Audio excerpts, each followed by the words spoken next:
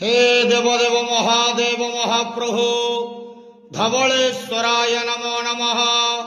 दीपं यदि परं ब्रह्म दीपं यदि जनार्दनः दीपहरति मे पापो पूजा दीप नमस्तुते।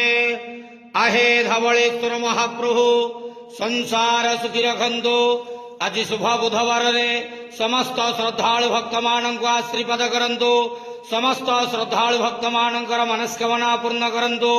कर्म क्षेत्र उन्नति करंतु। ग्रह रिष्ट खंडन करंतु। जगतर मंगल करंतु। विश्वर कल्याण करंतु। आपणकर नाम प्रकाश करंतु। सेवकर डाक श्रवण करंतु। समस्त गुआवसा भक्त मानकर मनस्कामना पूर्ण करंतु।